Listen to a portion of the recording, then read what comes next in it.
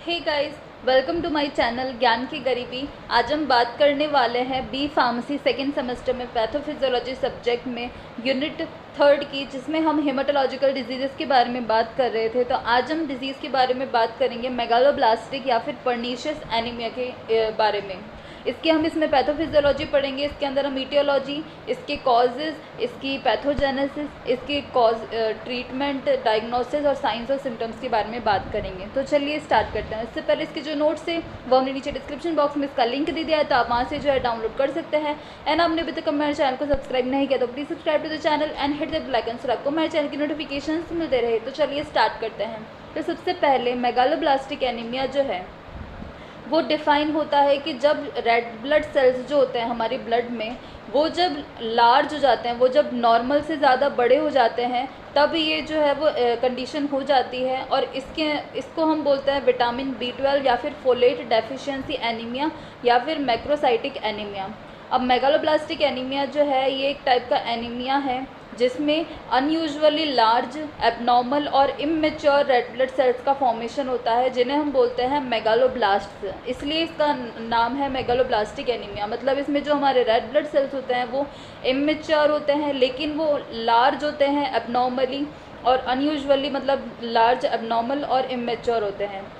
इसके बाद में ये जो है वो कॉज क्यों होता है, ये जो है वो जब इम्पेयर्ड डीएनए सिंथेसिस होता है उसकी वजह से हाइपोविटामिनोसिस हो जाता है। मतलब हाइपोविटामिनोसिस की वजह से डीएनए सिंथेसिस जो है वो इम्पेयर्ड हो जाता है, तो उसकी वजह से ये एनीमिया जो है वो कॉज होता है।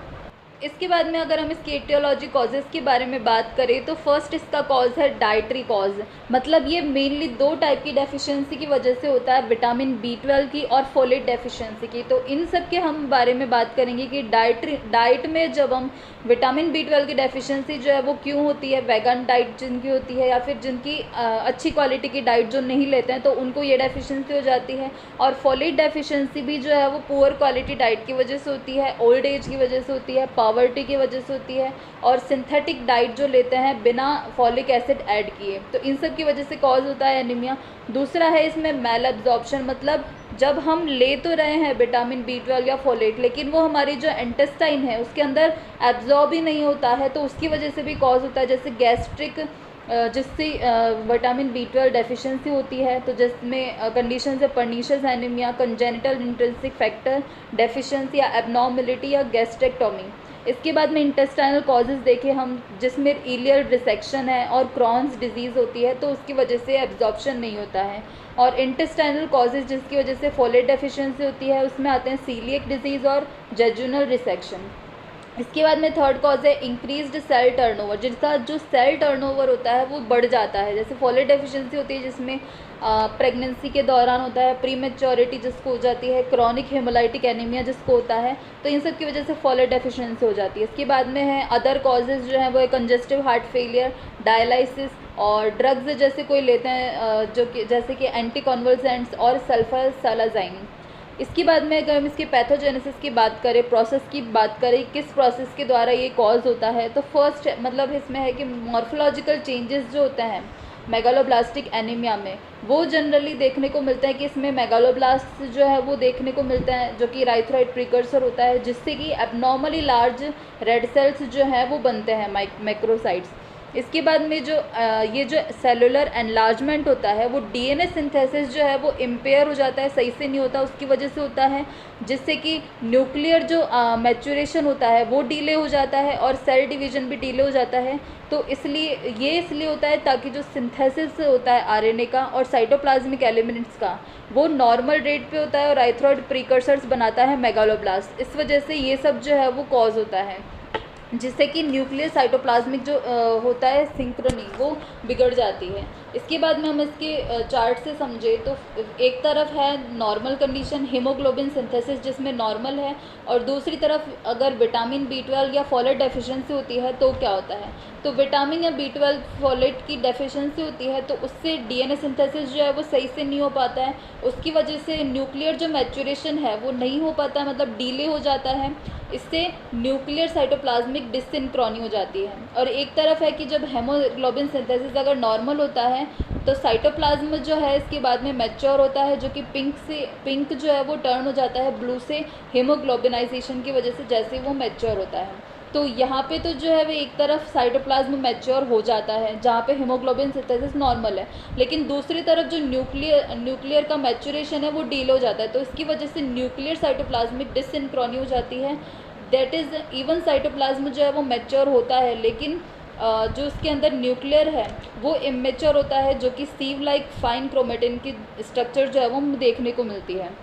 इसके बाद में क्या होता है, एपोप्टोसिस होता है प्रीकर्सर्स का इंट्रामेड्युलरी, जिसे हम इनफेक्टिव एरिथ्रोपोइसिस भी बोलते हैं, और फाइनली एनीमिया हो जाता है। इसके बाद में हम इसके साइंस और सिम्टम्स की बात करें तो सबसे पहले है कि जब मेगालोब्लास्टिक एनीमिया की शुरुआत ही होती है तो वो शुरुआत जो है वो इसकी बहुत ही ज़्यादा स्लो होती है, और इसके हम सिम्टम्स जो है वो देखते देखते हमें मतलब बहुत टाइम लग जाता है देखने में। तो साइंस और सिम्टम्स और क्लिनिकल फीचर्स जो हैं वो एक तरफ आ जाते हैं, मतलब कुछ कुछ देखने को हमें मिलते हैं, जैसे शॉर्टनेस ऑफ ब्रेथ हो जाती है, मसल वीकनेस देखने को मिलती है, स्किन जो है वो पेल दिखाई देती है हमें यूजुअली से मतलब कंपेयर करें तो, और स्वॉलन हो जाती है टंग, और हैंड्स और फीट में टिंगलिंग हमें जो है वो महसूस होती है, और नम्बनेस हो जाती है हैंड्स और फीट में, और वेट लॉस होता है, डायरिया होता है, नोज़िया होता है, या हार्ट रेट फास्ट होती है। तो ये सारे साइंस और सिम्टम्स हमें देखने को मिलते हैं जनरली। इसके बाद में इसके हम डायग्नोसिस की बात करें तो कंप्लीट ब्लड काउंट जो है वो उसकी वजह से हम डायग्नोस करते हैं एनीमिया को।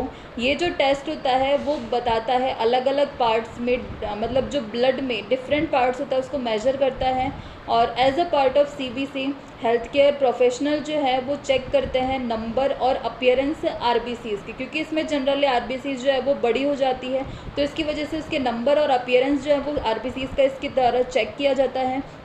और वो जो है वो हमें लार्जर अपीयर होती है और अंडर डेवलप्ड अपीयर होती है मेगालोब्लास्टिक एनीमिया की वजह से। इसके बाद में पेशेंट की मेडिकल हिस्ट्री देखी जाती है, फिजिकल एग्जामिनेशन किया जाता है, और दूसरे सिम्टम्स जो हैं वो देखे जाते हैं। इसके बाद में टेस्ट्स होते हैं कुछ कोबालामाइन डेफिशिएंसी के लिए, एग्जांपल सीरम कोबालामाइन, और शिलिंग टेस्ट होता है, प्रोटीन बाउंड एब्जॉर्प्शन टेस्ट होता है। इसके बाद में फोलेट डेफिशिएंसी के भी टेस्ट होते हैं, जैसे रेड ब्लड सेल फोलेट और बेटर देन सीरम फोलेट, और इसके अलावा बोन मेरो एस्पायरेशन और बायोप्सी भी जो है वो इसके डायग्नोसिस में आते हैं। इसके बाद में इसके हम ट्रीटमेंट या मैनेजमेंट की बात करें तो मेगालोब्लास्टिक एनीमिया जो है उसके कॉज के आधार पे हम जो है वो इसका ट्रीटमेंट डिसाइड करते हैं, जैसे विटामिन B12 की डेफिशिएंसी की वजह से हुआ है या फिर फॉलेट डेफिशिएंसी की वजह से हुआ है। इसके बाद में ये डिपेंड करता है, ऑल्सो ये डिपेंड करता है एज पे, और ओवरऑल जो हेल्थ है कि वो कैसे रिस्पॉन्स करता है ट्रीटमेंट को, इन सब पे भी डिपेंड करती है इसकी ट्रीटमेंट। अब जब मेगालोब्लास्टिक एनीमिया जो है अगर विटामिन B12 की डेफिशिएंसी की वजह से होता है तो उसकी वजह से अगर होता है तो उसमें हम ट्रीटमेंट देते हैं, विटामिन B12 के मंथली इंजेक्शंस जो है वो दिए जाते हैं, और ओरल सप्लीमेंट्स भी जो है वो दिए जा सकते हैं, और उनको डाइट भी जो है वो सजेस्ट की जाती है विटामिन B12 जिसमें ज़्यादा होता है, जैसे चिकन हो गया, फोर्टिफाइड सीरियल्स हो गए, स्पेशली ब्रैन, और रेड मीट हो गया, और शेलफिश हो गई।